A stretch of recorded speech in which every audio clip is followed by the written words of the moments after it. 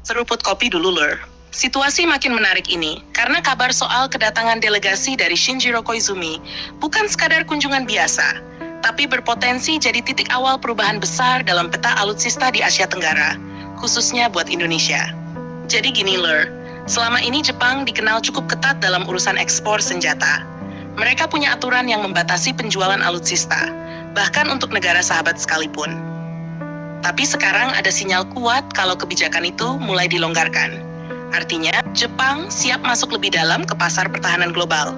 Dan yang paling menarik, Indonesia jadi salah satu target utama. Kalau kita tarik ke belakang, ini bukan pembahasan yang tiba-tiba muncul sekarang, Lur. Tahun kemarin, kunjungan dari Menteri Pertahanan Indonesia saat itu, Jeffrey Jamsodin, sudah lebih dulu dilakukan ke Jepang untuk melihat langsung alutsista yang ditawarkan. Artinya apa? Ini bukan sekadar wacana di atas meja, tapi sudah masuk tahap penjajakan serius. Dalam kunjungan itu, pihak Indonesia melihat langsung kemampuan kapal pengawal kelas Abukuma Class Destroyer Escort dan juga kapal selam kelas Oyashio Class Submarine. Jadi bisa dibilang, Indonesia sudah punya gambaran nyata, bukan cuma brosur atau presentasi. Nah, kita bahas sedikit lebih dalam, Lur. Kapal selam Oyashio ini bukan kapal sembarangan. Ini adalah tulang punggung lama Japan Maritime Self-Defense Force sebelum muncul generasi yang lebih baru. Tapi walaupun sudah digantikan, performanya masih sangat relevan. Kelebihannya ada di tingkat kesenyapan, sensor, dan kemampuan berburu kapal di bawah laut. Cocok banget buat Indonesia yang butuh pengawasan wilayah laut luas dan dalam. Sementara itu, Abukuma Class memang bukan kapal besar seperti destroyer modern, tapi punya keunggulan di operasi anti kapal selam. Ini penting banget karena ancaman bawah laut sekarang makin kompleks. Jadi kalau dua alutsista ini masuk ke Indonesia, dampaknya bakal terasa langsung di kekuatan laut kita.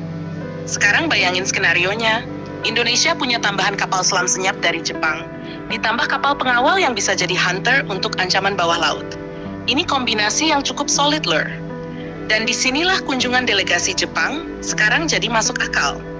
Karena mereka bukan datang dari nol, tapi melanjutkan komunikasi yang sudah dibangun sejak kunjungan tahun sebelumnya. Artinya peluang deal itu lebih besar dibanding kalau baru mulai dari awal. Tapi tetap ada tantangan yang harus dipikirkan. Integrasi sistem, pelatihan awak, sampai biaya operasional jangka panjang. Karena alutsista Jepang terkenal canggih, tapi juga butuh standar tinggi dalam pengoperasian. Di sisi lain, kalau Indonesia berhasil ke ekosistem teknologi Jepang, ini bisa jadi lompatan besar. Bukan cuma beli barang, tapi bisa buka jalan ke kerjasama industri pertahanan. Dan ini yang paling penting, Lur. Langkah seperti ini bisa mengubah posisi Indonesia di kawasan. Dari sekadar pengguna alutsista, jadi pemain yang punya banyak opsi dan mitra strategis. Sekarang tinggal kita lihat, apakah kunjungan delegasi Jepang ini bakal berujung pada kesepakatan konkret, atau masih akan berlanjut ke tahap negosiasi panjang. Yang jelas, sinyalnya sudah kuat sejak kunjungan sebelumnya saat pihak Indonesia melihat langsung alutsista tersebut. Dan sekarang, bola ada di tangan pemerintah Indonesia. Kita tunggu langkah selanjutnya, Lur. Jangan lupa subscribe, like, dan komen di bawah sambil ngopi.